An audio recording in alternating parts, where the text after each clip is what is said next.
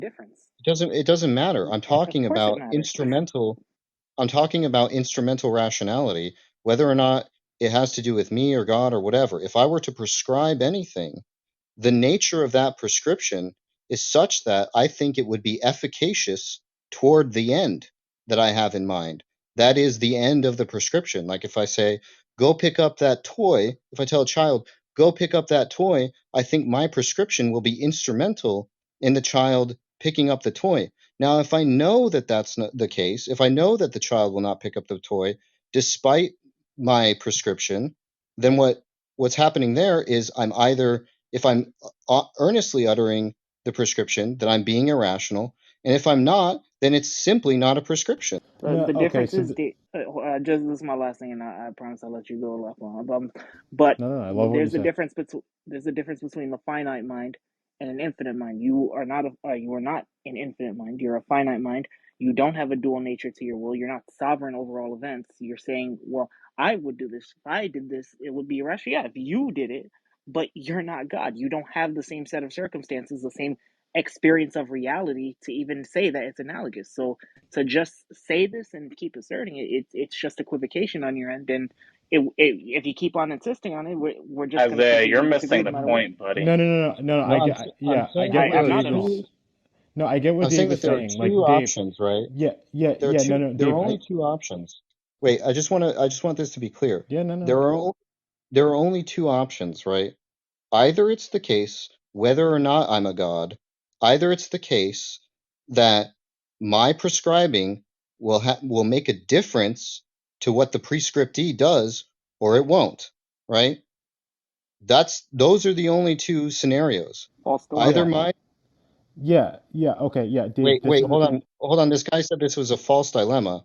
That's a true dichotomy. So I don't understand how it's a false dilemma, right? You're asserting it's a true dichotomy. No, it's not, because Well, let again, me explain. human I experience of reality is phrased not the it. same as God. No, wait, sorry, look, I just, I phrased it as a true dichotomy. So let me rephrase it so that you can understand that it's a true dichotomy. What I said was it's either the case that my prescription will make a difference to the prescriptee, or it's not the case that my prescription will make a difference to the prescriptee, right? Those are the only two options. That's a true dichotomy. yeah, no, no, okay, so Okay. this is the point. This is the point though, is that with Dave, with your analogy, is you're right in that. But if you prescribe the child to clean up his room, and you know for a fact that the child will not clean up his room, and then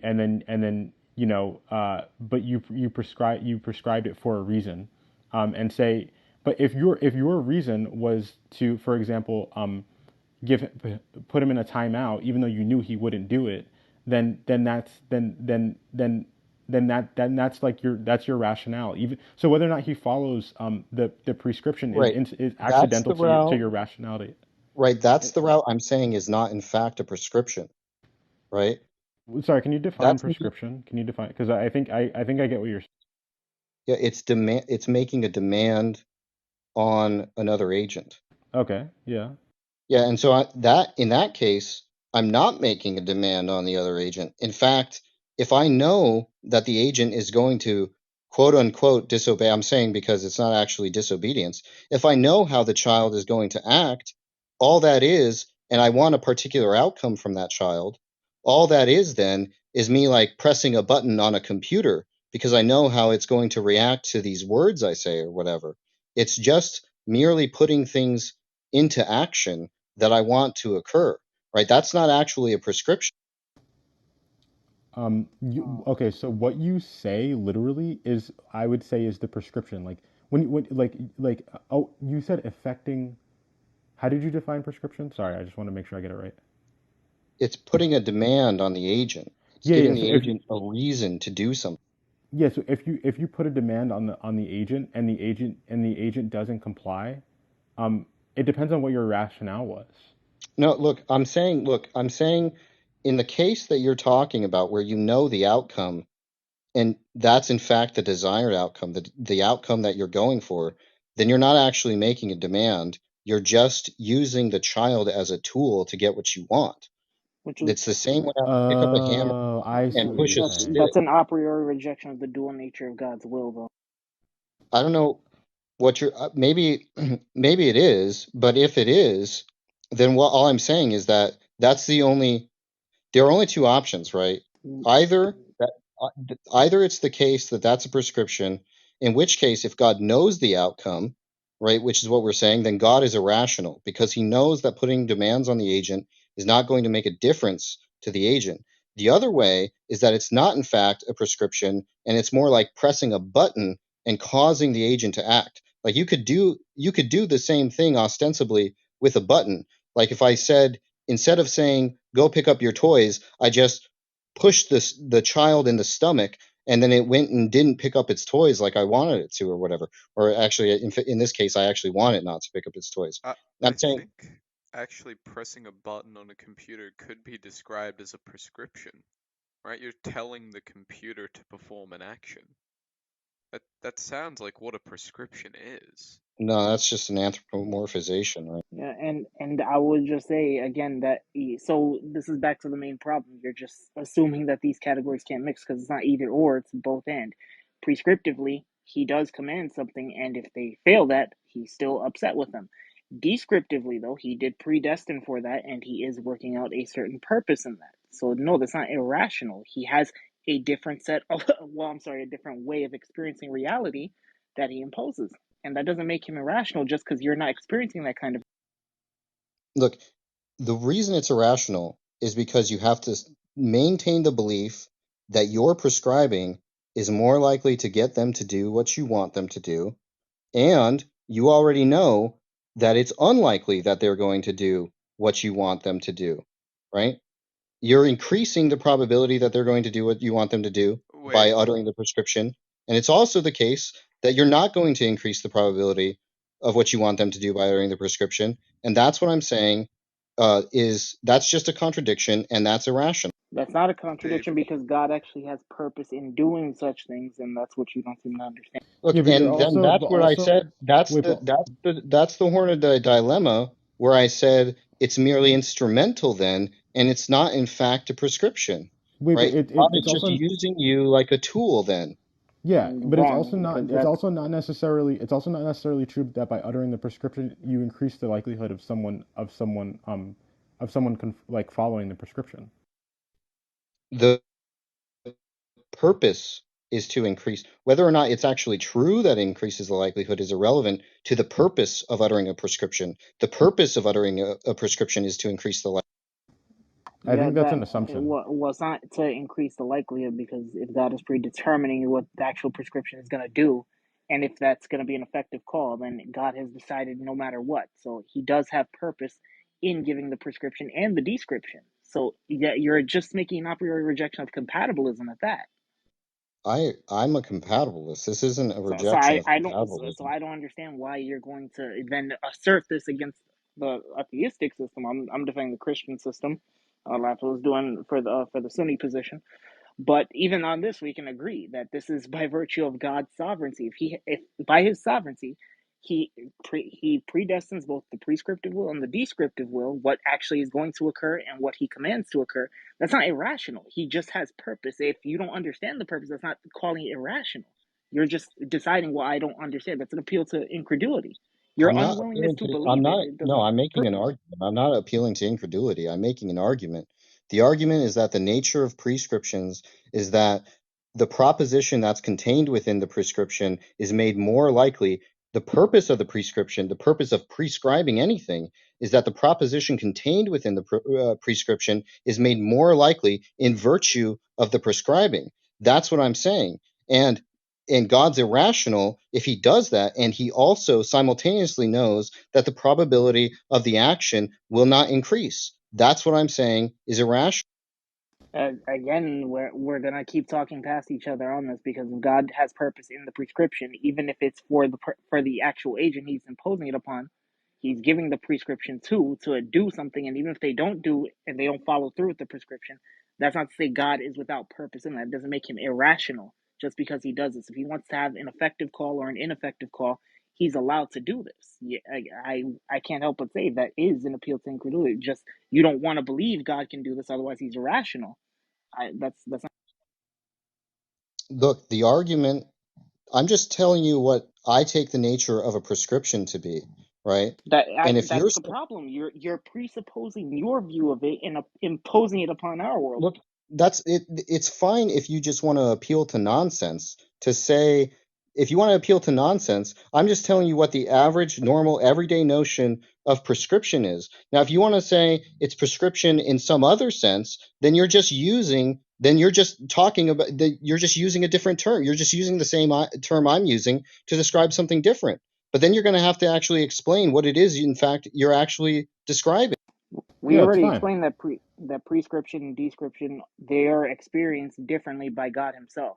So we've already established that there's a difference between how a finite mind would experience that and the eternal, all powerful mind is going to experience that. That's what's been When you argued say, constantly, but you keep it when quick. you look, but that's not an account, right? That's not an account. If you just say it's different because it's different, that's not giving me an account of what the difference is. So you need to tell me what, in what way it's actually different.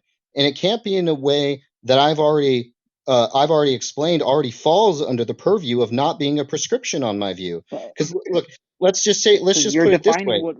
Let's what just it put it can this mean way. under my view. Well, let's just put it this way. If you accept my terms, do you agree then that God can't prescribe anything without being irrational? If you're assuming that God's way of experiencing prescription is like yours, then yes, but that's what we don't accept. Great. Okay, so what is a prescription on your view then? A prescription is when God provides a command to us, but that doesn't necessarily mean because He intends for the agent to necessarily succeed in carrying it out. Agreed. You're just replacing the notion of command with the notion of prescription. It's the same thing. I'm asking you what a command is. It's pretty much the same thing under our worldview. A command is what someone is told to do. You're right, but there are senses in which you can tell someone to do something and it's not actually meant as a command to tell them to do anything.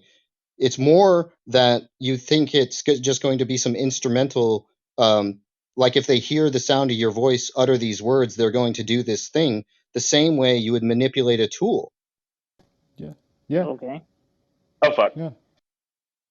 Right. No, So it's if you fine. agree with that, then you agree with me that it's just not a prescription. You're just saying No. God is just manipulating people like tools, No, which is what I said at the outset. you can have a No. prescription that's separate from what actually happens. Like just because people run red lights doesn't mean that the law against running red lights doesn't exist.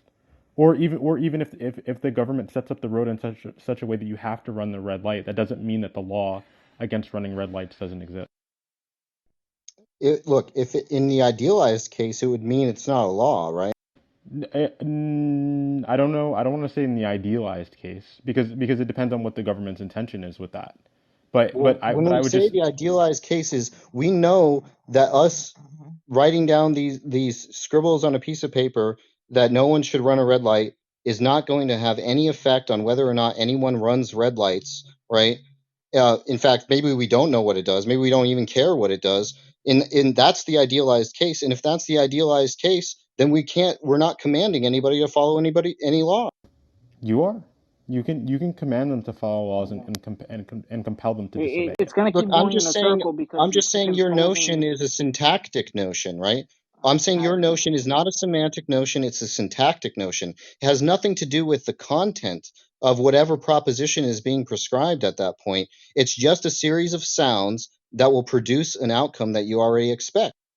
It's going to keep on going in a circle because we keep redefining prescription, and you keep imposing your view of a prescription onto ours, and it's just not going to get anywhere. It's going in circles at this point. Well, I don't even know what your view of a prescription A is. prescription is a command by God.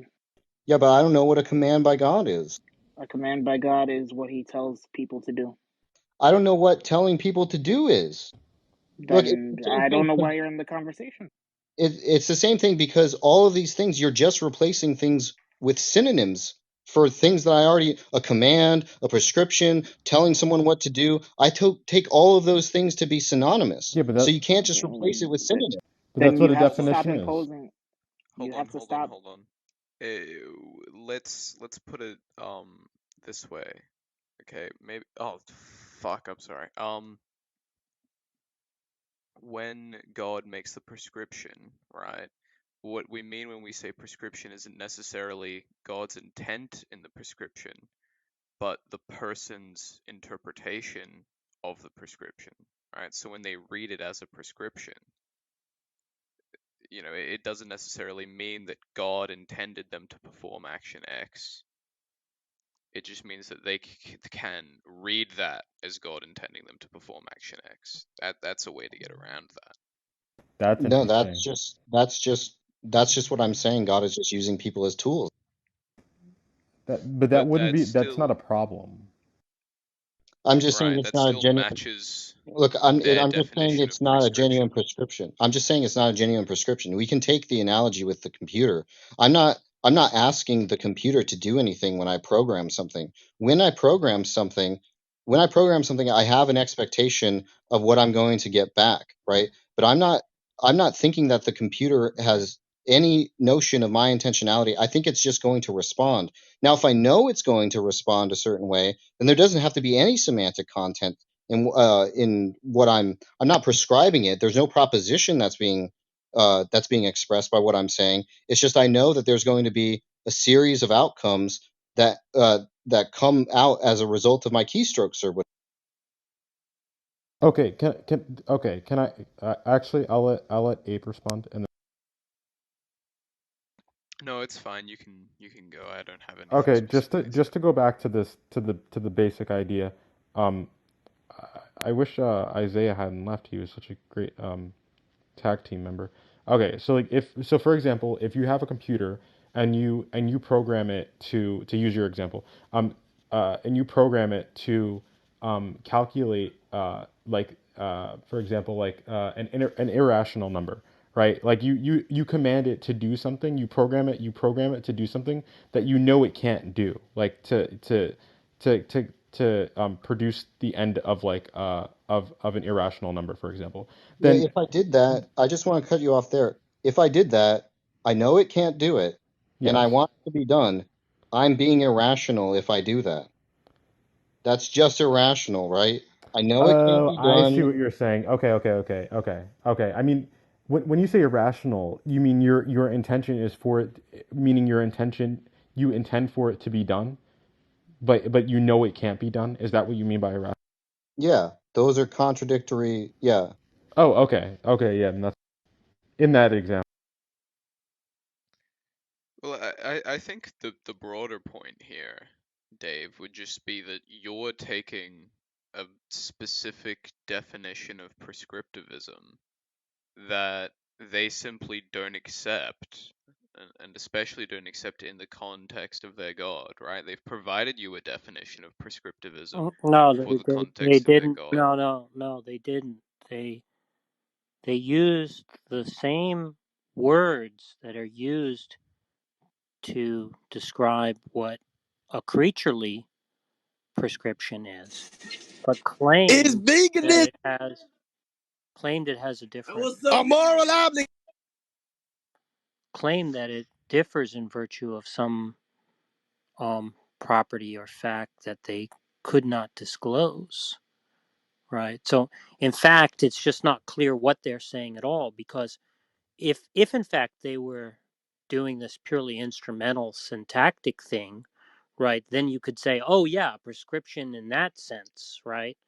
So there's two senses of the term prescription. There's the human, creaturely sense, which is the one which is semantic, and then there's this other syntactic type of thing.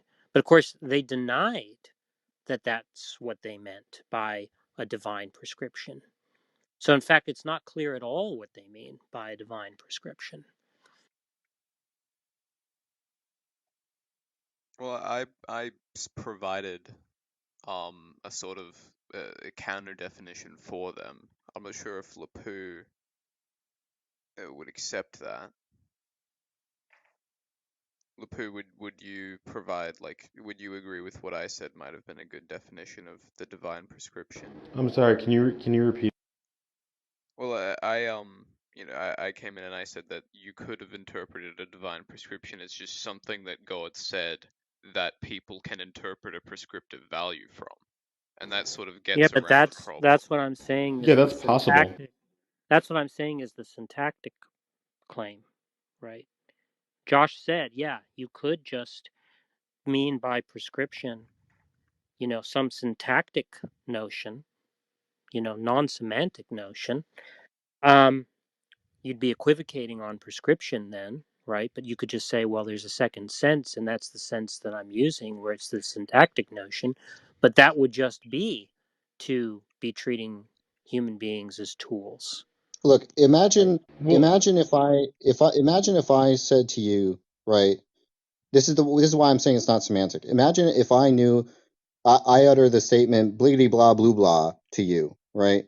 And I know that you're going to interpret that as I like the color red or whatever, but I don't actually think it means anything. Then what I'm doing is just uttering a bunch of syntax that has no meaning as far as I'm concerned, and doing it to cause you to have a particular belief.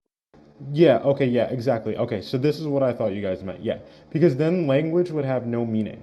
So if for example you get a divine command that says um, eat cake, but cake does not exist, and you don't know what it is, and it doesn't exist. Well, forget not knowing what it is. It doesn't exist. It's still the apparent meaning, the apparent meaning of it, the literal meaning of it. It is actually a command, and it does mean exactly what it says it means, or else language is meaningless. And it is still a command, even though you can't do it. I I'm not sure what you're saying in this, right? My example is when I say these words and I affirm that they have no meaning, right? When I'm affirming that, it's no different than me hitting you in the head with a shovel, knowing that that's going to cause you to have a particular belief. I'm saying on your notion of prescription, there is no semantics, right?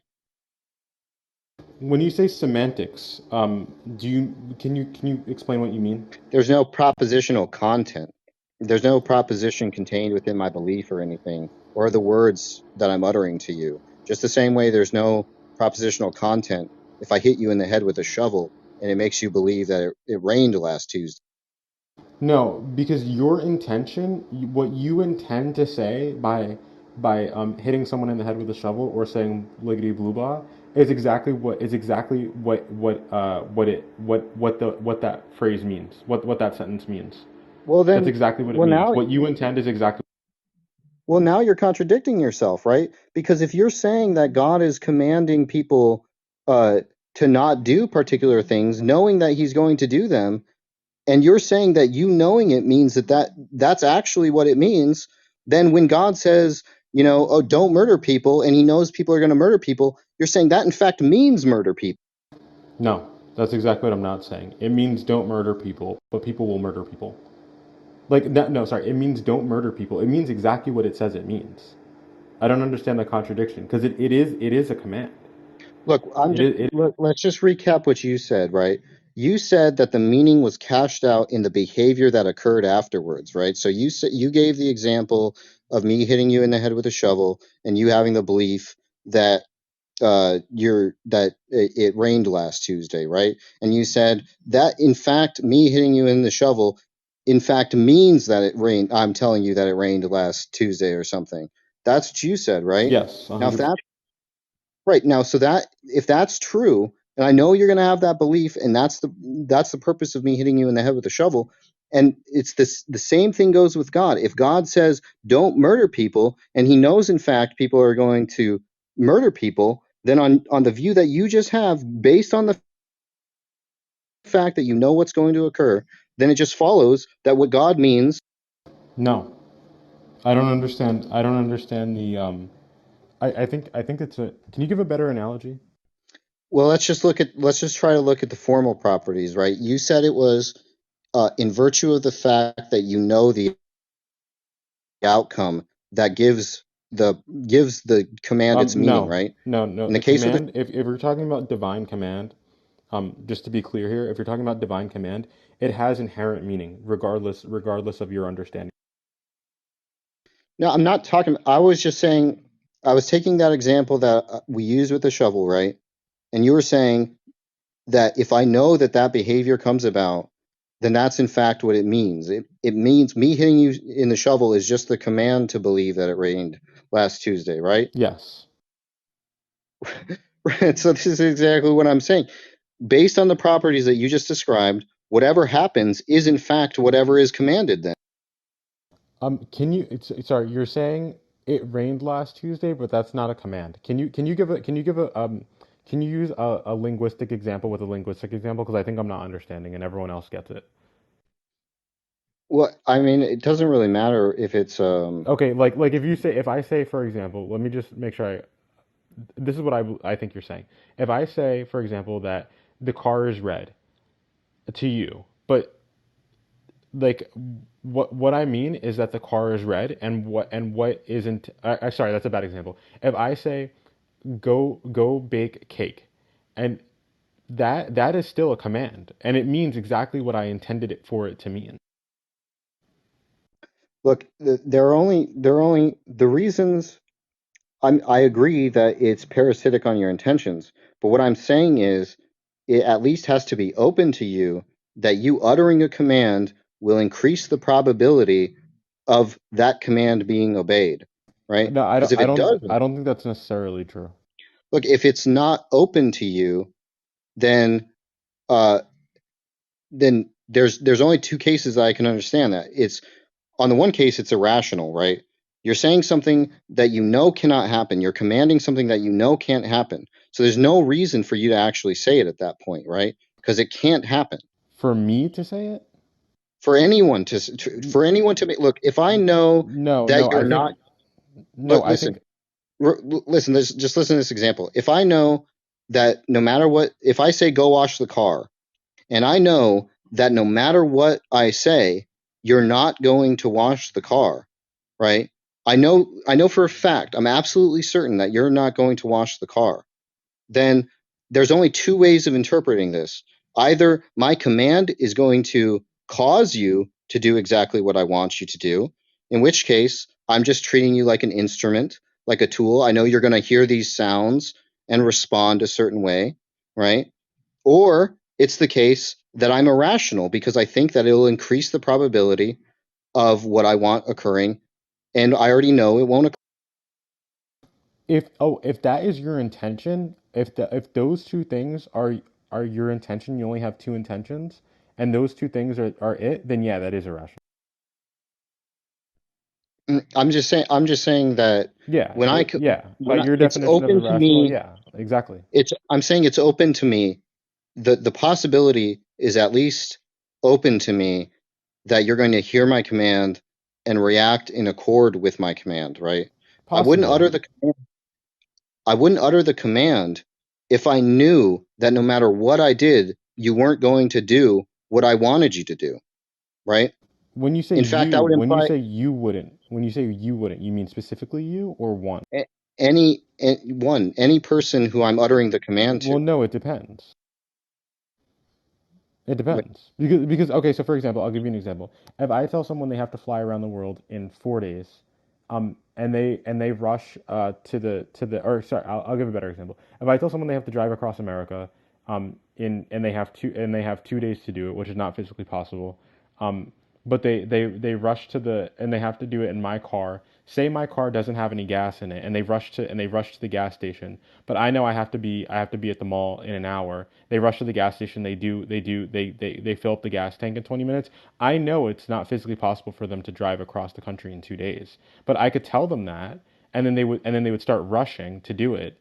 And but if my intention is, for example, to have enough gas in my car, and I don't, Yeah, and but for me not to listen, get it, let me just stop you then it's right there. perfectly rational Let me just because stop your you right end. there.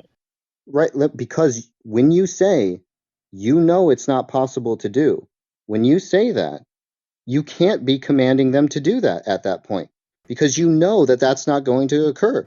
Now you might think that they're going to interpret your words a certain way, and that's going to cause a certain behavior, and that maybe you want that behavior to occur, but you're not actually commanding them to drive around the world at that point because you know that that can't occur. Wait, but why aren't you commanding them? That you are commanding them to do that. Wait, I'm just trying to understand how you could think that you're commanding something that you know won't Okay, occur. I okay, don't understand. yeah. Let's give a more coherent example because that was kind of all over the place, and I was saying it as I went along. Okay, say I tell you to jump 10 feet, like in the air. Like I know you cannot jump 10 feet in the air. Maybe you can, but like I know you cannot jump 10 feet in the air. But like for the basketball game on Saturday, you have to jump 6 feet to reach the rim. Let's just Then my stop with the intention. specific command, right? And I'll tell you why you're not actually commanding that, right?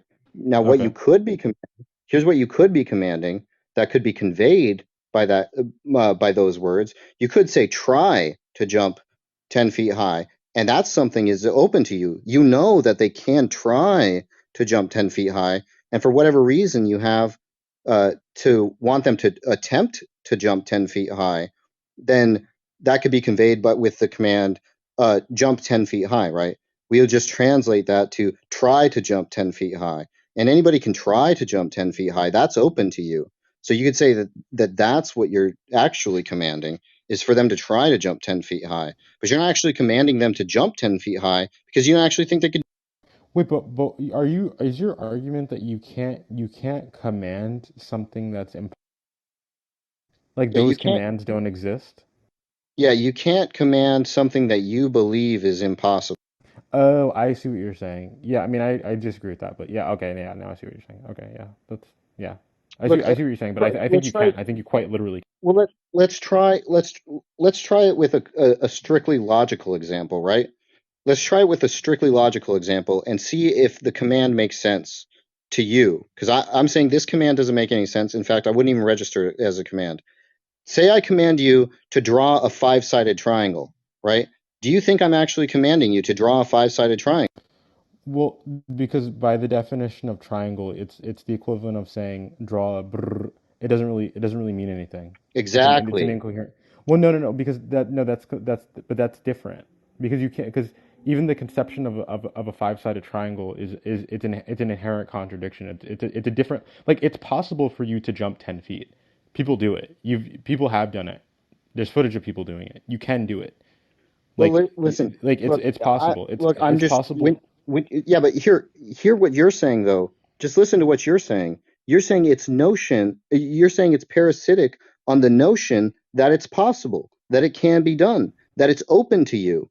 Right now, if you knew all the laws about the physics and everything from eternities past, there would be no difference between you because deductively it would be the same. It would be the same thing as far as you're concerned, right? It would be an impossible task as far as you're concerned if you knew everything. It would be the same thing as saying draw a five-sided triangle. No, no, no, no, no, no, no, no. If you, because you okay, because we brought it to a logical example. I said jumping 10 feet is impossible and driving across the country in 2 days is impossible. Logically, it is possible because it could happen. Because there's no evidence that you can't prove that. Look, if There you like there's listen, but when I a say five-sided triangle is by def it's like saying I'm it's like just say, you're not tracking the relevant properties, right? The yeah, I'm not. relevant the relevant properties, the reason that it's a nonsense command for me to tell you to draw a five-sided triangle is not merely the case because I'm demanding something incoherent of you. It's because I'm demanding something that by my lights, by my conception, my understanding of the command is impossible. It doesn't matter if I think that that's Oh, I see what you're saying. I see what you're saying. Okay. Yeah. Okay, yeah, I see what you're saying. Yeah, I think we're gonna have to agree to disagree on this because I get what you're saying, I don't find it compelling. But it's an interesting.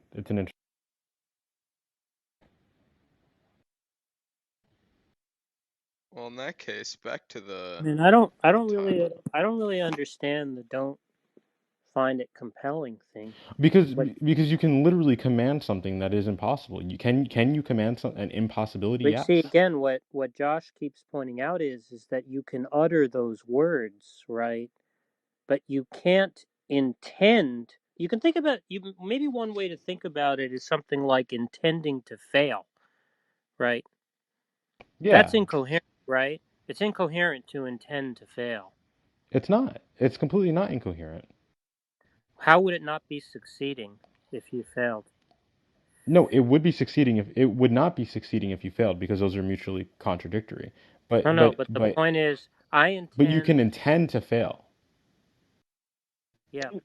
So, Oh, what's the like outcome? succeeding and What's the failing and outcome? succeeding. What's the outcome that I'm aiming for when I intend to fail? Okay, because you would have to define fail. Because if you mean fail a test, that's the immediate. But I think you mean I don't mean that you you can can't succeed. intend to fail a test, right? I mean you can't intend to fail in the action that you're intending. Yeah, Or, sorry, fail in the outcome that you're intending to bring about is maybe a better way to say it. You can't intend to fail to bring about the outcome that you intend to bring about. yeah, but I don't. I think I don't see the relevance. Maybe I mean, it's getting late over here, and I think Well, we I'm. can pick it up another time But if you're, I see if what you I don't. see what you're saying. But it is Well, I'm saying, so Josh is just saying that a prescription is a communicative intention, right? Has a communicative intention built into it, and the communicative intention, right, is for you to recognize, in virtue of me uttering those words, that what I want you to do is to do what is commanded, right? And for that to influence you to act in accord with the command, right? So if in fact if in fact I uttered those words with the awareness, I'm sorry, with the certainty that you would not conform to the command, then I would just not be issuing the command at all, because that would be like intending to fail.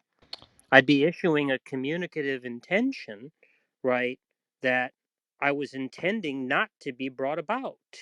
Well, that's why I I That's was why see. it's saying. not to prescribe. I see what you're saying. Okay. Now I get it. Well, Okay. that's why I was opening the possibility of irrationality, right? Oh, okay. Yeah, I think that this Jack, you should have came in like 20 minutes ago and explained that. I'm I see what you're sorry. saying. Yeah, I mean, I No. thought That's Josh was doing a good job, but sometimes there's just a disconnect. yeah. No. This is great. I really appreciate talking with you guys. I originally came in here to discuss veganism, and somehow we got all the way here.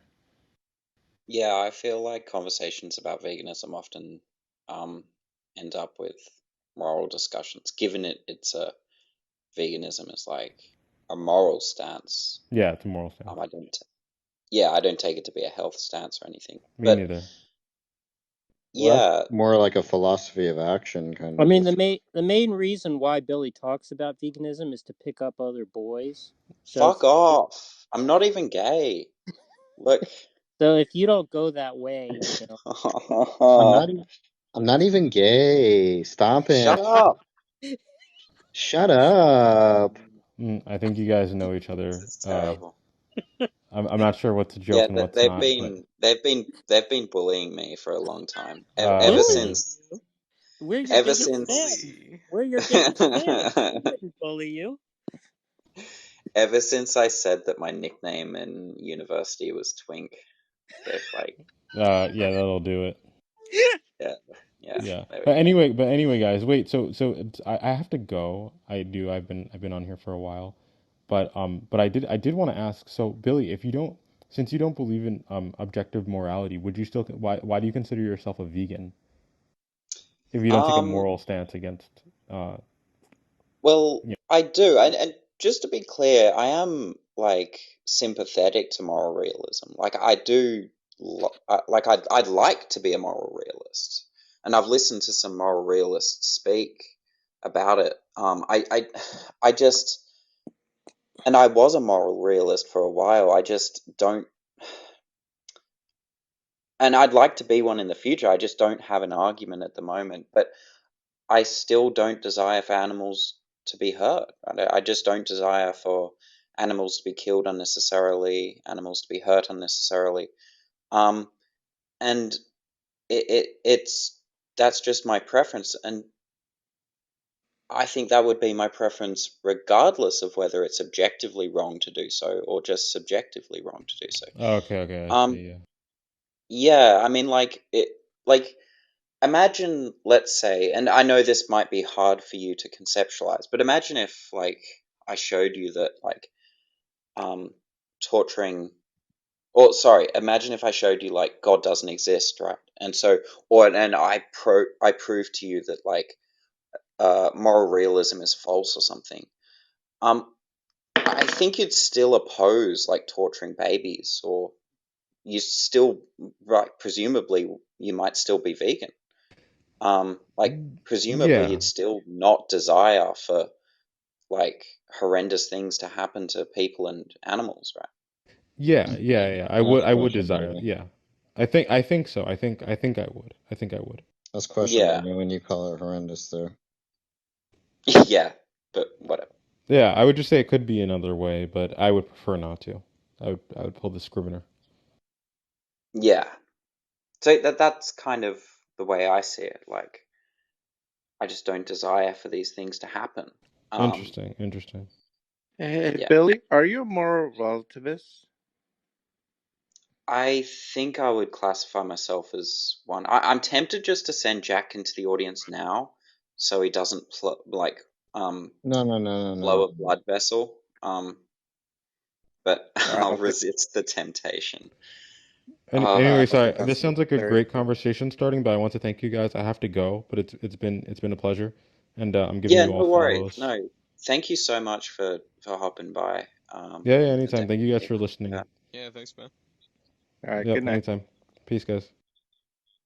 Hey, so if you're a moral relativist, who would you be obligated to? Your own standard or code, or how does that work? Uh, who would I don't know if that makes sense. Who would I be Well, obligated when I to? think about moral obligation, it seems to me like it represents some sort of duty to something. Well, he's not in fact a moral realist because he Oh, doesn't actually think that he has duties because he doesn't actually think that God's commands are normative. So Well, I mean, I'm not talking about God. I'm just talking about, well, Billy's obviously an atheist, so I mean, I'm an when you agnostic. ask the question, moral obligation, is that question toward anybody in general, or uh, So when I'm using the term, like, I didn't actually start this room, to be clear, but when I think of, like, a moral obligation, I think that it would be some rule that would be in pretty much every single case something that I wouldn't desire, like torturing babies, right? I could maybe think some crazy hypothetical in which torturing a baby might be a good thing to do, but, in most realistic cases, it's just going to be, like, wrong. What I mean, like, it's just going to be something I don't desire to be done, right? A baby to be tortured, right? And so when I say a moral obligation, it would be something which, in virtually every single case, I don't desire. I mean, I guess what I'm saying is, like, when it comes to your veganism, your atheism, I think it's I'm your agnostic. prerogative, right? And so I don't say, Billy, you ought to be a Christian and an omnivore or whatever, right? I have no such thoughts in that way, but I guess my question to you, Billy, is okay. Well, I am a theist, and I eat meat, and so are you trying to say, as a subjective moralist, a moral relativist, however which way you want to characterize it, are you trying to say that I do not have that prerogative, or more importantly, ought I, uh, you know, not eat meat? Is this your implication? I desire you not to buy animal products, yeah. Okay, but that's just your desire. The question is, do you desire for me to have, the freedom of self determination? In that case, which greater desire do Well, you have? no, not. Well, I desire you to be free so long as you don't, like, impinge on other beings' freedoms. Like, I don't desire you, like, I don't think you should be free to torture babies, right? But I think you should be free to choose whether to have peanut butter or jam on your toast. I guess my question is, you desire for me to be a vegan, but you also claim Mhm. to desire for me to have the freedom of self-determination. I Well, guess I which didn't comes to shove, say, which do you desire? Which desire is greater for you? but I didn't say completely, right? I didn't say you should have complete freedom to do whatever you want. Like, I don't desire that. I don't think like I mean, I just don't get this like pretense. Like, what is this bullshit? I mean, I don't understand what's going on here. Like, he thinks that people should be vegan. It's not really unclear. So I don't know. I don't know what John is doing. Right? Yeah, I I don't mean, know. I believe in objective morals, right? However, I don't think you should, ought, or need Well, to do that's anything. false. You don't That's my actually point. believe in objective morals. So Didn't that's you false. say that God's commands Yeah, but aren't normative? yeah, no, but irrespective, okay, scratch that before it triggers somebody. Forget the objective morals part. Uh, Oh, I okay. I personally do not have any expectations of your ability to conform to any, you know, norms that I think are But valuable. I just don't understand what you're trying to do. Like, it's obvious what he thinks, right? I mean, he thinks in the general case. Well, In fact, he said it's several. not obvious. Sorry, stop interrupting me. Okay. He thinks in the general case people shouldn't eat animal products, and there are possible cases where he thinks they should, right? He just thinks that those cases are unlikely, right? That's what he wants, and it's very obvious. Yeah, well, it is obvious, but I mean, many people want many things, but the difference is I don't, you know, the thing is like I don't want you to behave. I don't want you to be Christian. I don't want you to be this or that, or you know, I What do want you you mean to you be don't want me yourself. to be? Why wouldn't you want me to be Christian? It's like I just don't even It's understand. It's just what is this pretense? So when he says it's a moral obligation, he's asking people if he can appeal to reasons that they share in common that would allow them to be more aligned with what he's saying and perhaps more aligned with themselves, in an ideal world for him, right? It's not obscure what he wants. So it's like when he says a moral obligation, he might mean something like, oh, consider the reasons that you don't want things to suffer unnecessarily, things like that. Presumably, lots of things that a lot of people would agree with. And if you don't agree with him, he doesn't have an argument for moral realism. He doesn't have an argument for a particular. Um, he doesn't have an argument for a particular applied ethical framework or a normative ethical theory, right? These are all things that he's conceded. So, given that we know all this information, it just seems like you're posturing. well, I mean, to be fair, Billy said that he didn't title it, so he wouldn't have used the word moral obligation, and But so but look, I've explained what I mean by a moral obligation. Like, so is there something unclear about how I've like explained it?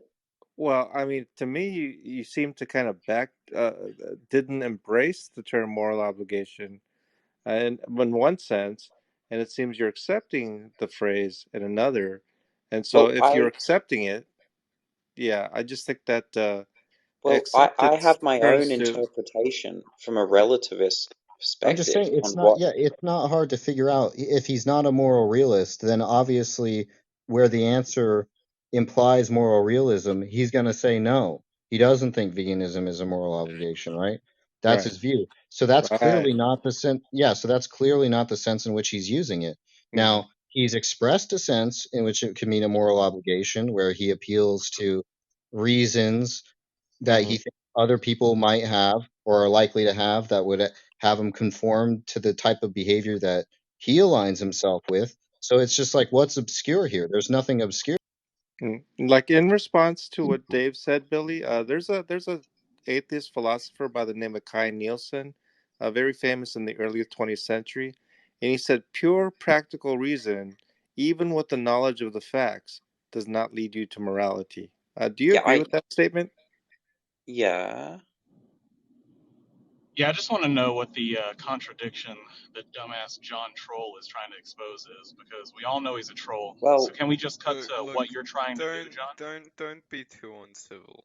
Okay. yeah, we don't need to be too aggressive, but You know, I guess I can understand the frustration. John, is there like a point you're trying to drive at here? yeah, I'm well, first and foremost, I had this idea that This title might have been associated with you. I understand it's a Reformation room, so just because you're mod does not necessarily entail that you're endorsing the title of the Sure. room, right? So I But wanted to make that clear. But it does seem to but me I that am look, mhm. but I have a meaning of what a moral obligation means to me when I've explained it, and it seems like you understand what I mean by the term of a moral I obligation. do, but It it seems seems like an right. obligation to your own standards for yourself. That's my entire point. Okay, so what? What turns on that, John?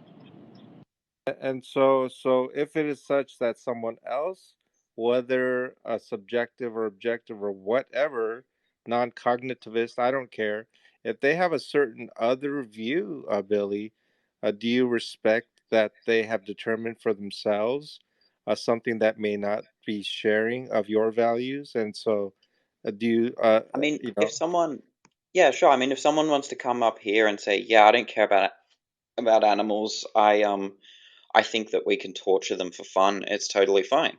Then they can do that, right? But I just think they're going to look a bit silly. and are they allowed to look silly? What are you talking about? Yeah, What I kind of mean, question is what does that? that? I don't know what that means. He's a very low tier troll, guys. Look, Yeah. Billy's made his answer very clear here. I Mhm. think, John, you're not really making any sort of a point here. We might Well, want I'm you not to really making a point. I'm just trying to Then ask some what's questions. You know what? I just came from a room with Darth Arianis. It's one of the first times that we actually had a very good discussion, and I was hoping that with you too, Billy. I'm not here to troll you. I'm not here. no? Yeah, It's fine. It just I'm seems, not attacking you. I mean, yeah. I know, but it's their prerogative to do so, but that's not what I'm here yeah, I know. I'm your friend too. Look, it's fine. But I I just don't know don't why you would like. be friends with a person who treats you like shit. I just don't understand what you're trying to do, John. Like for. you've said that you don't have a point, so you have no point in being here. No, no, Like, no. Well, I have questions for you, Billy, but I sure but have those questions values. have no point. You've agreed that you have no point. So you saying I have questions, but you're just saying I have questions, but there's no point in No, asking these I have a questions. position, and I have reasons for my position. But I don't really consider it with my intention to have some sort of debate. That wasn't my intention.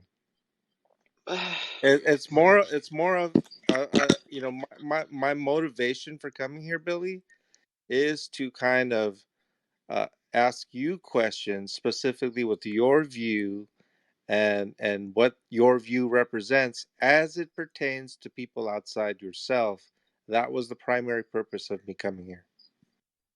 Yeah, I mean, like, if someone's a moral realist and they think that, like, it's totally fine to torture animals for pleasure, then again, they can hold that view. But I just sort of at that point have to sit back and, like, just, like, put an incredulous stare and think, why would you think that? Like, why would you think that it would be a good thing to torture animals for fun? Like, I just, but if that's what they want to do, I don't have an argument against it. Like, I Okay. just don't think anyone's gonna, Well, that's fair. like, I mean, get behind it. I'd say about a month ago, Billy, I went into this a room. It was full of Hindus, and they were all vegans. Mm-hmm. And I forgot what the title was. Something like, "Do you eat meat, or do you think eating meat is morally justified, or something like that?" And so I go in there to tell them, yeah, I eat meat. I think it's perfectly fine. And another Muslim was with me as well. And so it was just a Muslim and I on stage with these Hindu vegans. And the moral outrage, I mean, it was just incredible. I mean, the vitriol that they were like, we're just baby killers to them. And so, the Muslim was talking about halal meat and how, there's certain conditions. And of course, me as a Christian, I mean, it has my you're baby position. killers to yourself. You just don't care, right? Baby killers to myself. I don't Yeah. consider eating meat being a baby killer to myself. No, Dave. Oh, so you don't think that baby calves are tortured? Is that what you're saying? I love veal. Right. So So you're just a That's baby. That's what I'm saying. You're just a baby killer on your own account. that's an infant being killed. That's what that I have to is. go soon because Yeah, I gotta fuck 10 guys.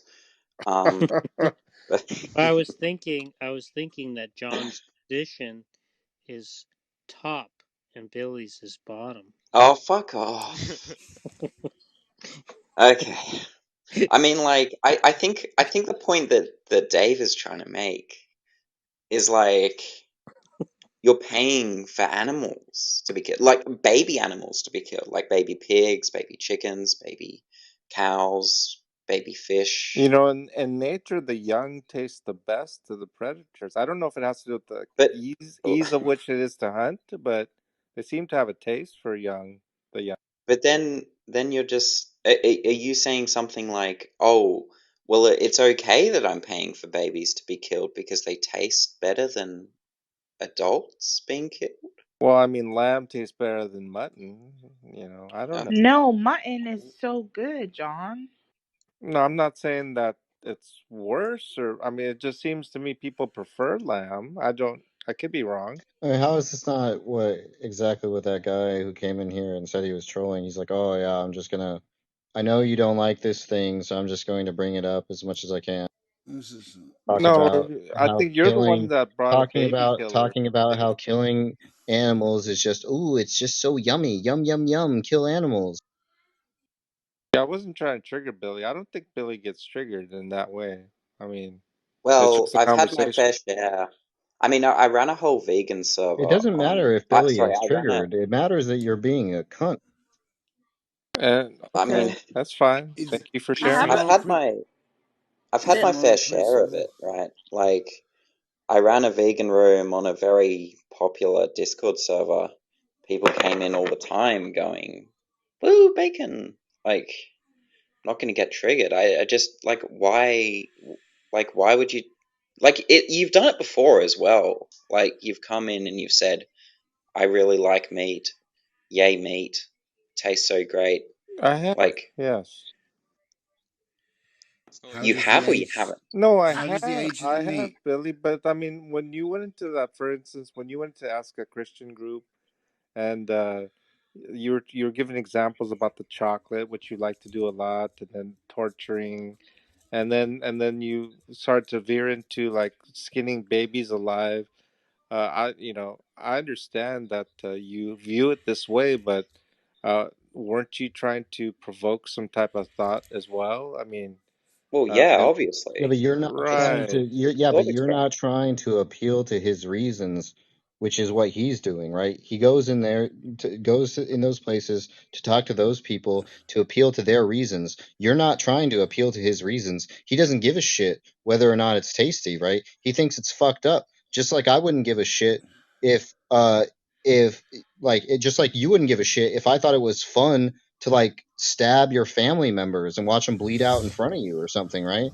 I It I doesn't matter. Like if I'm saying that shit to you, I'm just being a cunt, right? I'm not trying to appeal to your reasons. And sorry, ooh, isn't this fun to flay your family in front of you? Ooh, you know what? The best ones are the ones that scream real loud. You know, it's just like if you're doing that, you're just being a fucking asshole. no, I Whether or wasn't not the doing that. person is fucking offended by what you're saying, you're just being a. No, I wasn't doing that. I was actually trying to appeal to his reasons with regard to moral obligation, Or you moral were trying to you were relativism. trying to I mean, appeal to his reasons when you said that veal was the tastiest meat. Okay, no, I see. that came in a much later part of the conversation with where you brought up baby killer, I don't not me. even understand how that was an answer to my question. I think your response was, if I can remember the dialectic, was I asked you something like, um, do you agree that you pay for baby animals to be killed, right? And you said veal tastes nice, which isn't an answer to the question. And then I asked, are you suggesting that because baby animals taste nicer than adult animals, that that's a justification? and then you said something like, I can't even remember what you said, but I don't think you answered that question either. What question? Okay, how about this, Billy? What question would you like me to answer? Yeah, We can go do one by you one. so do you acknowledge that when you go out and buy animal products, you are paying for baby animals to be killed in factory farms? Yes, I acknowledge that. Okay, I have cool. no apprehension about that. Is there a moral Sure. obligation? Is there a moral? What's the moral obligation between killing an older animal or a younger animal? Is there any differential in your point of view where it should be? It should be you should let animals live for a little while, or should they all just be slaughtered at birth, making it easier? Is that a question for me, Lucas? Yeah. Yeah, to me it makes no difference. Intelligence. Of the animal that's not Homo sapien, no, it doesn't make a difference. Like a pig, for instance, So they're pretty you'd eat a gorilla as much as you'd eat a cow if they tasted good. well. I mean, I don't desire to eat a gorilla, but if I went to some But if sort you of found out they Burma tasted or as something, what was that? if you found out they tasted as good, would there be any difference between, say, Well, I'll tell you what. us having farms full of cows or farms full of gorillas? Would you have Yeah, I any mean, moral obligation? I'll tell you what, Lucas. If I went somewhere and maybe I was some exotic country and they wanted to serve me a gorilla brain or something, I might try it. Can I ask a question to Billy before he leaves? Yeah, sure. I do have I don't know knowledge what you're to agree. doing, Lucas, because he doesn't give a shit if animals suffer. He just I doesn't know, care. John Lee. I know Yeah, I John Lee know, well. Lucas. I mean, Lucas, I'm just trying to answer your question honestly. I'm not No, it's trying to. fine. There Yeah, must be. Is there no line drawn? So you would eat any animal, no matter what intelligence, no I matter I what it is. actually, You'd be Lucas. accepting the farming methods for, say, a cow. As if you use the same farming methods we do as a cow, as a dolphin, two dolphins, would you have no problem with that? Is that any Yeah, animal? no. That's what I'm trying to say, Lucas. When I go to, let's say, the Joshua Tree, I will eat rabbit. I'll eat quail. If I go to the It's Phoenix, why I'm let's say, I'll saying eat why rattlesnake. I don't know what you're doing. He doesn't give a shit. That's what I'm If I saying. go He to the doesn't give New a shit. Orleans, I'll eat crocodile. If I go to Mm. Montana, I'll have buffalo. I mean, I mean, I'll eat it let's all. just cut to the chase. I mean, we can just ask you point blank. So I'll just give you a stat. 85,000 chickens are boiled alive in the US alone each year. Do you care? Yeah, actually, I do care, Billy. I don't think that's like I will buy cage-free eggs, not just because of the high omega-3 value, but because I do think that it matters how you raise your animals. I think it also matters how you grow your crops, and so I do think No, but I do think do it you matters. care? But like you seem to be talking about like omega threes and then growing crops and stuff. I'm asking, do you care that animals are suffering? Um, Not to the point of affecting whether I eat meat or not. Like, okay, so say it was the case that in order for you to eat chicken, you had to boil a chicken alive. Would you boil a chicken alive? If it was such the case that there's a free range chicken who grew Well, chicken just answer the locally, fucking question. Why are you dodging? yeah, if it was boiled, Billy, I would eat it. No, no, Well, no, but if you so just to be clear, there's like a bowl of like tofu, rice, and vegetables, or there's like some fake chicken that tastes pretty good, or there's some other things, and and there's a chicken, right? But in order to have chicken, you have to boil this chicken alive.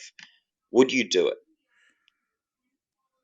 Boil it alive. I mean, I Yeah. think I've tried freshly slaughtered chicken before many times. It What? actually tastes super How is good. that an answer? How is that an answer to the question?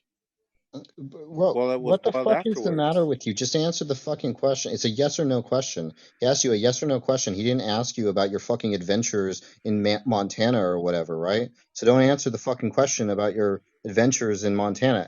Answer the question he asked you. Fuck. Yeah, I would eat it, Billy. No, Is that what your question was? You would so boil. just to be clear, you would boil the chicken alive instead of having a bowl of tofu, rice, and vegetables. If it was tasty, I wouldn't have any moral apprehensions about it. All right.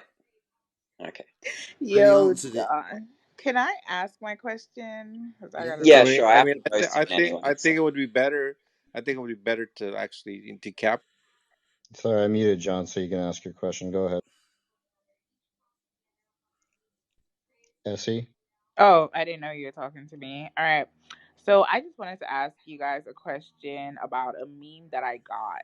When I looked at it, it looked like it sounded um um like sensible. Like, so anyway, the meme is basically um the heading says how vegans think animals die in the wild, and it has like a picture of like basically like a person with like an animal head lying on the hospital bed with the doctor and family members surrounded them. So it's like, does it make sense to you, or what are your thoughts on that? Yeah, so I mean, animals suffer greatly in the wild. There's no doubt about that. I've seen videos of like, I think it was a a warthog and a pregnant warthog being like eaten alive by lions or something, and like the still unborn warthogs were like crawling out of the mother. Like, it was horrendous, right? So I'm under no illusions that animals suffer incredible amounts of misery and pain in the wild.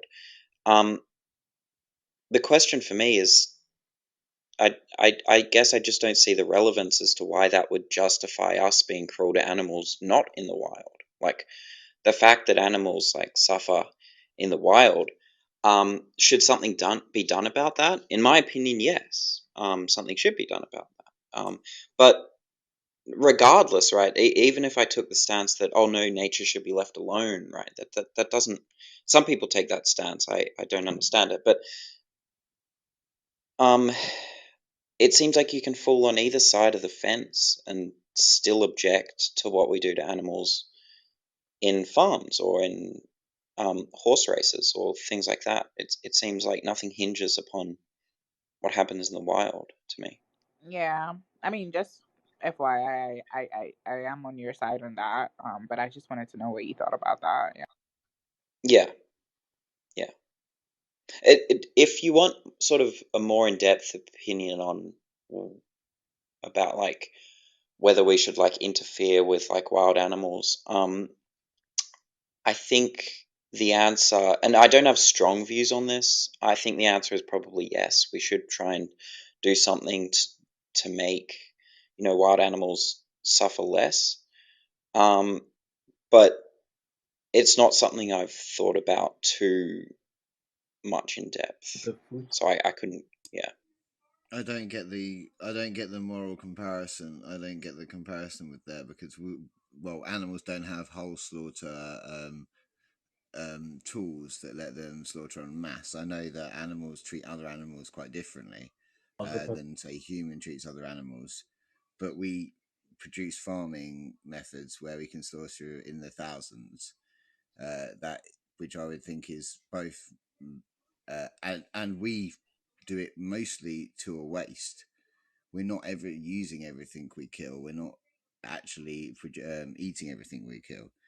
So the idea that just because animals treat other animals viciously, we should somehow be accepting of any treatment that humans do to those animals doesn't make sense to me. Yeah, I was also just gonna add that for me, like yes, I was raised African, so it is hard for, like, of course, like meat is a big part of our diet growing up, and so when I grew up and I realized that it wasn't like super good for you, and um, like at least in larger amounts, like that's health wise, right? And also of course I am concerned about like being a part of like an industry that tortures animals and stuff, right?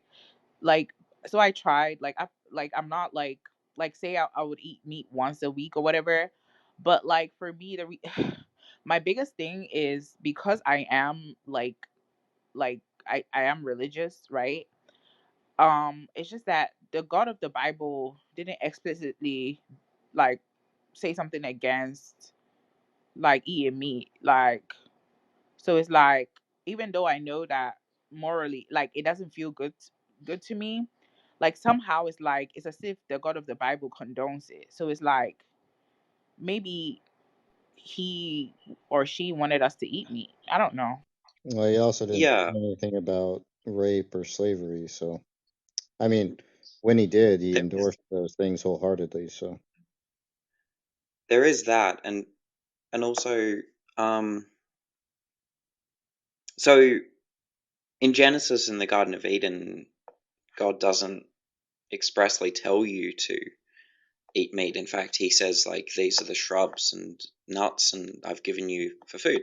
It's only after the flood in which God tells you to, I've given you the beasts of the land to eat. And if you can imagine, the world after the flood would probably have been like ripped full of everything, right? So it probably wouldn't have any plants to eat.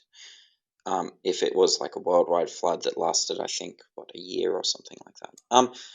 The Bible also says the lion will lay down with the lamb. At the end, it seems like, you know, at the start and end of days, the world is vegan, right? So it seems like the only reason we're eating meat now is because we're in a fallen world or something like that. But also, like, I guess I just don't understand why an all-loving, all-good God would give animals feelings and desires to live and inclinations to be an immense amount of pain. Can I If throw? he knew that like there were just going to be like 85,000 chickens were going to be boiled alive in the US alone each year, or um, baby pigs are going to have their teeth ripped out and tails cut off and mutilated, and fish are going to be basically drowned by being ripped out of the water, right? They basically, I mean, it's weird to say fish drown, but like they suffocate. So it just feels weird that a god who is presumably aware of all of these things happening would desire for that to happen. And it seems like if there's a way that to avoid those things, God would want us to do that. Do you set a? What's your bar on feeling pain? Is pain the motivator on this? So, like Yeah. animals that don't feel pain, would that Oh, be? it's not. I would say pain over determines it. Because So it's not the only factor, wait, but I it if have a definitely is a relative big wait, problem. if factor. you're wait, that's not true for me. If I believe that no animals ever felt any pain, I would just not be vegan, like Yeah, instantly. no. For what about like my problem is kind of like just mowing your lawn. Yeah, I know this is a facile point, but mowing your lawn kills thousands of insects. Yeah, just the process of just cutting your grass. Yeah, small I'm not shrew sure stuff that's like that. entirely true, but I mean, I can maybe grant it for the sake of argument, Yeah, to see where it goes. there's a line surely somewhere where you become aware of what you're doing because day to day life, even building the houses we live in, displaces small animals and kills them and takes up their things. So I'm not a vegan. My partner is vegan, but I come from a farming family, and my dad still shoots. Now he goes out and shoots what he kills and eats what he kills, but he also eats meat. And I would have a much easier time if, say, us humans went out and killed what we wanted ourselves, which seems to be more of a kind of get what you want and not overly produce and not have these farming methods. But I still feel like there has to be a line because we accept animal loss in certain ways that are not for producing meat or for not for eating, for building houses, for making roads, for all these kind of things. So I We just, also accept human losses in many contexts, right? yeah, But that yeah, does not exactly. justify taking away human rights. Yeah. But there has to be a line where you're going, okay, these feel pain or I'm accepting these losses, but I'm not accepting these losses, if you get what I'm saying. Yeah, for sure. I mean, like, there are cases where, like, just being in a first world society is going to lead to human death, like with car crashes and with electrical accidents or things like that. There's going to be human deaths. But that doesn't sort of justify us setting up the Hunger Games, right? No. So yeah, so just to appeal to the fact that some uh, you know some animals may die in the course of day-to-day life, that doesn't seem to justify us systematically torturing and killing animals for basically pleasure, right?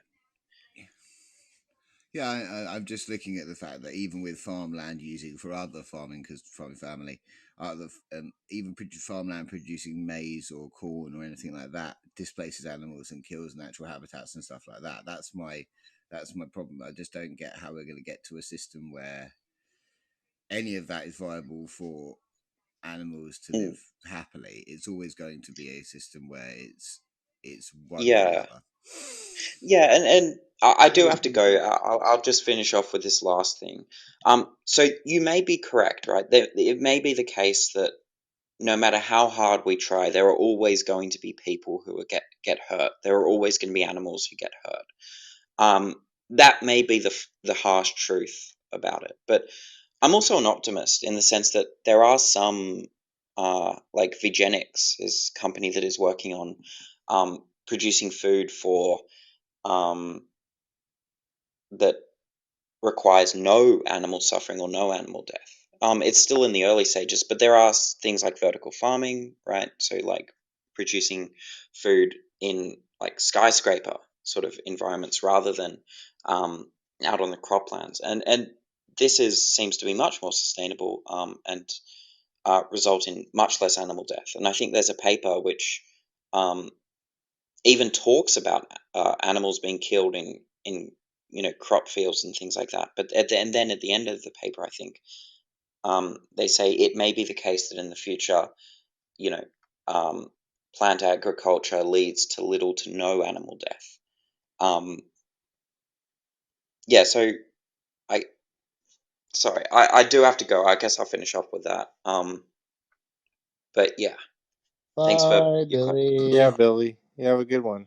Take care. See you My later, mate. boyfriends, they've got all the toys ready, and they're like, yeah, okay. See ya. See, and also, if I may add a point about the crop harvester deaths that Lucas mentioned. Um, Given any amount of land, the most efficient way to produce calories is to just grow sugarcane, and the efficiency decreases as you have lesser and lesser amount of plants and more amount of animals being raised on the same piece of land. So the number of animals killed, the field animals killed, um, during harvesting is actually a function of the area that is being harvested. Yeah. And if you want to produce maximum amount of calories, you have to grow plants. So you're basically minimizing the field harvest deaths by eating a vegan diet, whereas you're maximizing it when you eat animal products, because animals need far more land to grow on, and you need land to raise livestock feed for them, and all of that is going to maximize the amount of animals killed during harvesting process. So if you're genuinely concerned about crop harvester deaths, veganism is the most logical option that we have right now.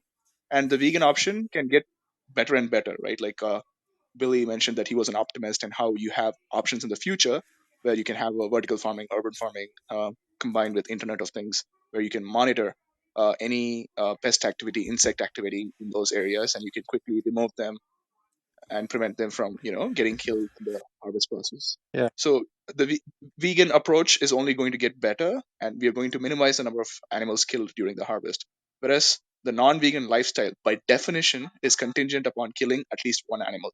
The Yeah. non-vegan lifestyle, it looks to improve itself to become more efficient in how they exploit animals. They're not concerned about the suffering of animals themselves, but the vegan lifestyle is by definition concerned about giving rights to animals. Hey, So yeah, hey, Dharmic, when I think about it, you were one of the three guys in that vegan room, the Hindu vegan room. Do you remember me? Well, if they were treating you like shit, I just agree with them. Oh, they were. They were. There was. It's It good was. because you're a piece of garbage. Do you, do you remember that particular room, Dharmic? I've hosted several rooms. I don't know which one you're referring to, John. It was. It was. It was under the. It was like a veganism group, and the title was something like, "Do you think eating meat is morally justified?" or something like that. I've hosted several rooms like that, so I don't know which particular one you're referring to. But yeah, Yeah, probably this was me and about a. Mark and Sanji. This was a while back, and as I reading your bio, it seems very familiar, and I think I don't meet that many Hindu vegans, and so I think that from my recollection, that you were one of the three people that I recall in those interactions or in that interaction. Uh, Yeah, probably, and yeah, probably Sangi is the other person. Do you okay, ever have but fucking plate are when you you talk? hostile toward people who come into your groups and eat meat? Like, I mean, it was like a moral lambast. It was like a moral outrage, I thought, and we were just trying to say we eat meat. I mean, why would you want to brag about eating meat to vegans? That's like bragging about child abuse to child rights activists. What's so special about eating meat? 98% of the population does it anyway. It There's nothing wasn't. It unique about it. wasn't. It wasn't that we were bragging about it. We were asked questions about it, and it was like, our answers were totally intolerable. That's how I felt. It wasn't like we went in there Oh no, John, like to. I've heard you speak, Mhm. right? Like you give incorrigible answers to begin with. So you cannot accuse us of being intolerant to you. Okay, that It was does just the seem, sense I got. if That's. you're I just using wanted to provide percentage, that feedback. if you're using percentage, John, it does seem that 90% of people seem to come to this conclusion with you that it's a troll. Oh yeah, I've been. Lucas. I know I've known I you for get accused of quite that a all the years time. You now. know that. Just seems to be the general consensus. No, it is. It is the general consensus. But then again, I associate with people. I interact with people who are not like-minded. You know that too, right, Lucas? Yeah, I know, but they're not like-minded. Like I'm not probably the same as Dave, and I'm not the same as vegan, but we're still drawing the same conclusion. Right. I mean, I could go to a whole bunch of Christian groups. None of them, I'm talking zero, would call me a troll. But it seems like when I go to maybe I know. I've liberals known or Christians who called you a troll. like whom? Darth Dawkins? Jesse, He doesn't call me a troll. I he's talk to called you my a troll clubhouse all the before. time, Lucas. He's called you a troll before. Anyway, I'm only. You don't care. He's I called me a don't care. fake You do Christian you. before when I first met him, but since Yeah. then, uh, you know, I don't know. It's You'll do just you, John. You'll always be the same. You'll never change. We know this. I Everyone don't can know, tell. Lucas. I've had a change of heart in many things. Here's the thing. Okay, there could be some sort of residue of trolliness, if you want to call it that. From many years of just constant hostile environments, but I don't know, Lucas. I mean, I know you personally have told me things that you've changed your mind about me with respects to like verbal conversations versus text. Yeah, I think the humanity comes out of you occasionally when there's not a crowd. That's about it. Okay, I mean, I don't know. You're more, of course, you guys are all more than entitled to your opinion, and being called a troll is nothing new to me, and Can it's we it's please okay. return to the People are topic? entitled to their views. Yeah, can we stick to the topic of the room? Like, I don't want it to become a personal, Yeah, sorry. bashing room. That was probably my fault. No, That was Lucas just is me. really No cool. worries. He's not. Yeah, I don't take that as any type of attack on me. Maybe a couple other people before in this room, but not Lucas. Not in this engagement. Darren, But yeah, Shut up. You're always fucking talking. Just shut up. Fuck. cool. Darren vegan. Do you have? Is your getting back on this topic? Is your standard on being vegan the pain the animal feels? Is it Is that the line for you? It's not just the pain, but pain, like Billy said, kind of over. What do you say? Over. Um, it's more than sufficient enough reasoning to Yeah. give animals right. It's just the fact that animals have a subjective reality of their own, and they have a preference in experiencing that subjective reality, and we shouldn't be interfering with that because we wouldn't want our subjective realities to be cut short by somebody else. So that is the basis of reason. Yeah. Yeah, that's a good way of looking at it. Dharmic, do you consider like insects something not to consume? Right. Insects have moral worth. They're sentient beings. I don't think that's true. Sandy, do you want to touch upon that? Being a biologist, maybe you can touch upon that a little more. Insects have brains, right? Like they do have a brain, and Yeah, so they have something called like a Ganglia. ganglionated nervous system. I mean, they have So ganglia, but I wouldn't. yeah, I ganglionated don't, nervous system. We don't know for sure if they are sentient, but for some like bees and stuff, we have a certain amount of evidence to say that they probably are, but there's still no definitive evidence that they are sentient. Especially like I'm only referring to insects. I Well, don't what think that about like there's. honey? Can you I eat don't think honey? there's. They're vegan, dude. They don't eat honey. Shut up. I don't think there's anything that would convince me that insects have like feel pain. Wait, do you think there's nothing that could convince you? Like, what if there's like evidence tomorrow that says they are sentient? That could Well, I convince mean, you, it right? sounds like you're just saying if there's something that could convince you tomorrow that they feel pain, then would you be convinced? The answer is yes, but I'm just saying I don't think there's anything Yeah, like but that. you said there's nothing that could convince you. So there's clearly something that can. When I say there's nothing that convinced me, I mean nothing realistic. Wait, I mean, even this could be realistic too, right? Like realistic evidence that shows up. I don't think there's anything like that. Yeah, currently maybe not. I mean, I would agree with you, but when you said there's nothing that could convince you, Yeah, that's it's I sort of. mean, you It's should not. probably qualify your It's not. statement. Look. I'm just saying it's not like I established it on the basis of. I didn't establish it on the basis of ganglia. Just like before I knew anything about brains or humans or anything like that, right? I thought that humans felt pain, right? That was way before. That was when I was a child, a very, very young boy, before I knew anything about brains or I knew anything about biology or physiology. And so those things are not going to inform you that people feel pain, right? Like just think about it. Think about it from a detached perspective, right? Imagine every human you ever met by some sort of magical circumstance that you're unaware, in fact, did not have a brain, right? That wouldn't all of a sudden make me think that those humans didn't feel pain. I would just think we got the biological facts wrong, right? I would say that's weird, you know. It's weird. Sorry, I'm gonna mute this guy. Um, I would just say that's weird that these things that feel pain don't have brains. That's what I would say. Wait, but like there are humans with brains that don't feel pain, right? There's like people with congenital insensitivity to pain. Yeah, I mean, yeah, that might be true, but I mean, there's sort of a broad interpretation of that. I think that they feel pain in some sense. Maybe if it's not the ordinary sense, like congenital insensitivity to pain. But I'm just saying it's not on the basis of biological facts, right? That's true. Wait, like what do you mean it's not on the basis of biological facts?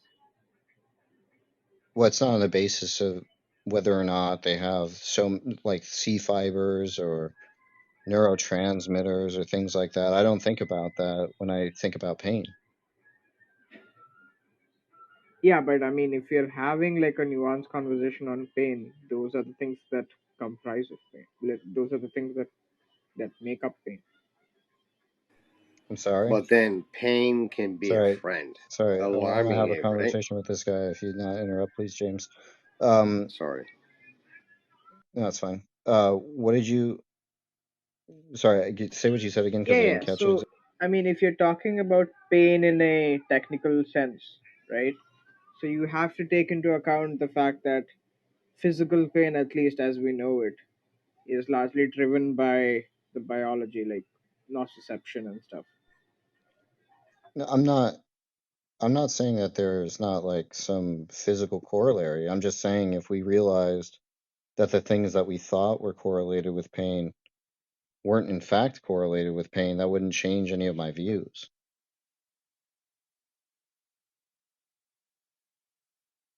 I mean, I still find it very hard to comprehend what you're trying to get at.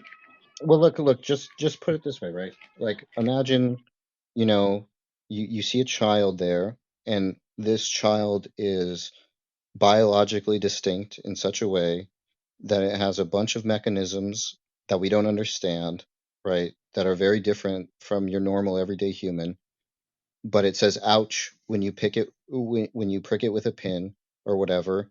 It moves away from things that you think are um or would cause you pain or whatever. Like it sticks its hand on a hot stove, it pulls it away immediately and screams and cries.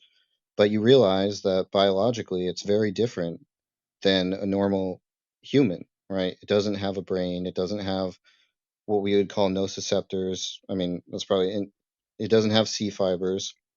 I would just think that that child feels pain, and it's a very, very weird thing. I would think it's a weird thing that feels pain. You couldn't call it human maybe because of those factors, but I'm just saying it wouldn't change my view of whether or not that thing felt pain.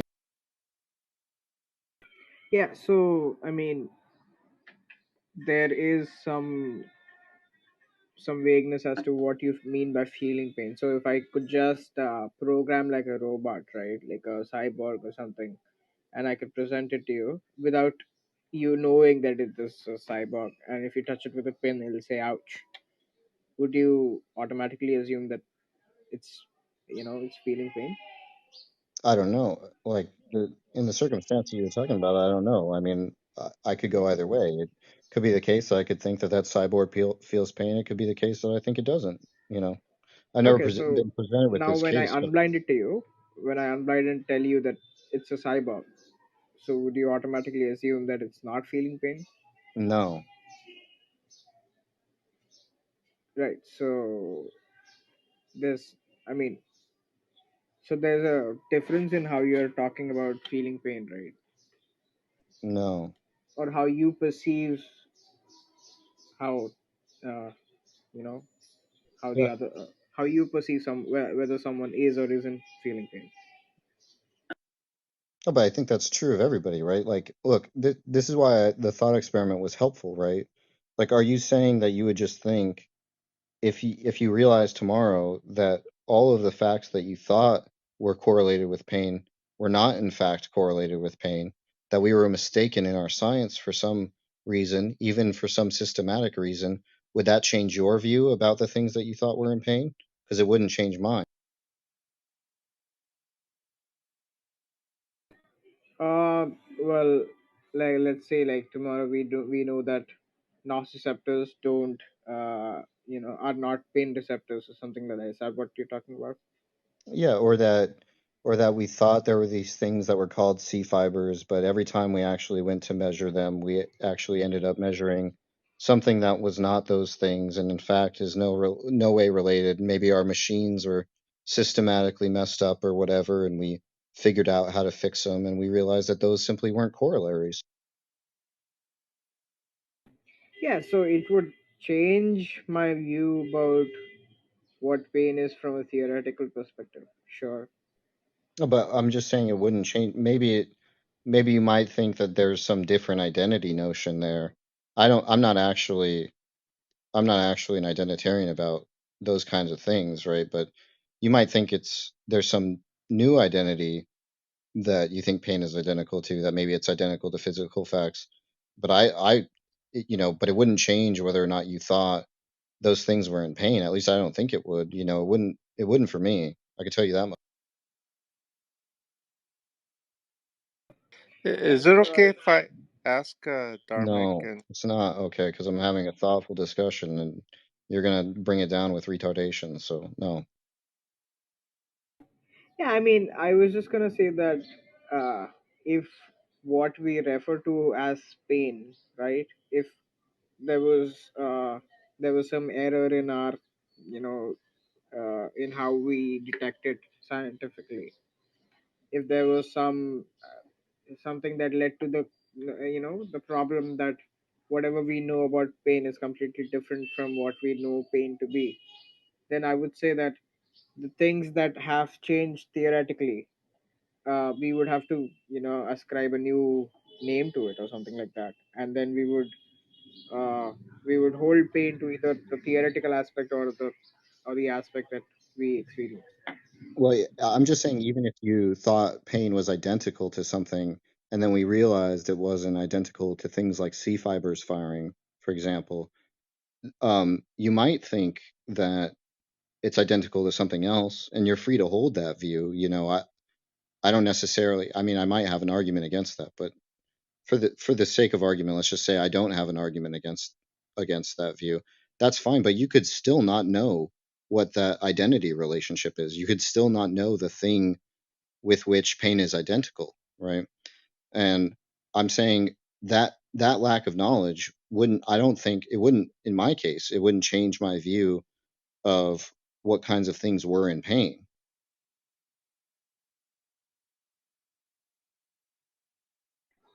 Yeah, I'll have to think about it a bit more to, you know, arrive at some kind of. I'll have to. Uh, but yeah, I guess probably there is some ground to agreement, but there's some probable small bits and pieces here and there that probably need some clarity. But yeah. Right. I'm just trying to explain to you why it would be very hard for me to conclude given any discoveries because of what I'm talking to you, because I think pain is sort of like perceptual on my view. I think it's kind of like a sort of public notion in terms of the intentional states, which is maybe it's a bit more complicated than that, but because I think that way, it would be very like it would be very hard for me to see what would change my view about animals or not animals, but about insects, because you know I think if you uh, peel the legs off an insect or whatever, it'll just wriggle around, but it won't feel anything. That's just my view. Yeah, I can I jump in, or is it just one on one? Well, as long as It's Song, pertinent. as long as Yeah, Song sorry, yeah, hold on I a sec. Sorry, wait one sec. As long as Song He understands my view, I hope that's correct way to pronounce your name. As long as you understand my view, then there's nothing more to discuss. But I just want to make sure you do in fact understand it. Yeah, I do I understand it. But yeah, I mean, I may not completely agree as of now, but we could discuss later maybe. Yeah, that's fine. I just wanted to make sure you understood where I was at. Yeah, As long as sure. Yeah. that's fine. Yeah, okay. All right. okay. Yeah, I just yeah. That's the problem. I think. When it comes to neuroscience and animals and stuff, because a lot of their nerves, and they even say cats have a really hypersensitive nervous system, and it's something I would have to disagree too, but yeah, maybe we'll find out more in the future. That's all. yeah, I mean, I had a question with regard to sentience. What is it about sentience that is so valuable that Oh we my need gosh, to shut somehow up. Fuck. Dude, preserve it's it? so stupid what you say. The kind of shit you say. Assume there's nothing further to it. Maybe it's irreducible. Just who cares? People care about that. So what? Why do Well, people like I the want to things know they like? why Why do someone people like the cares. flavors they like?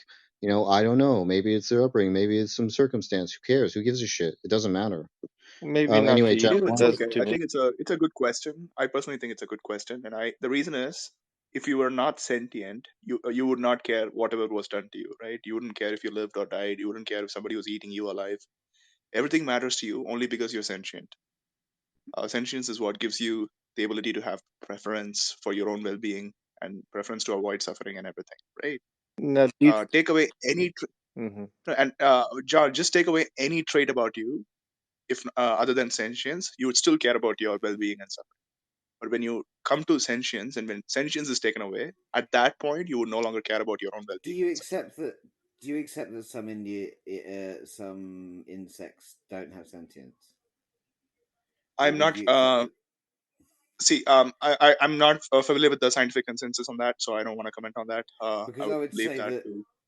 I would say that things that we would consider non-sentient, maybe some small insects, still have a aspect of the need to survive, the function to survive, I to mean, if you're avoid trying to pain. say swat an insect, and if the insect tries to move away, I think that is good enough indication of will to No, live, but I preference mean, for no, survival. but no, these animals want to survive, so they don't want to die. They want to reproduce and recreate. Not want in the sense that they physically sit there wanting it, but their instincts will lead them to survive, right? Lead them See, to as long as find the they best have ground. as long as they have something equivalent of a brain and a functional nervous system of some kind with some electrical activity, I'm willing to tread the principle of least harm and principle of precautionary invoke the precautionary principle of not harming a sentient being, even if I'm not 100% sure of its sentience. I will invoke those principles and not try to not harm them. Like, even if it's, I would use very pacifist means to get rid of them, like not kill them, just capture and release, rather than swat an insect. See, I think I agree with the person who said to John, it doesn't really matter, because I think we all have to draw a line somewhere and on an assumption of what we think wants to survive or not. I don't know No, but where if the we line is start with that. arbitrary, you will be excluding beings that can suffer arbitrarily, right? Like, ultimately, morality is about suffering and well-being. Whether we should include every sentient being that can suffer and experience well-being, that is a question, right? That is a question we're all Every trying to answer sentient. about morality. So, at what point do we stop when we're going down?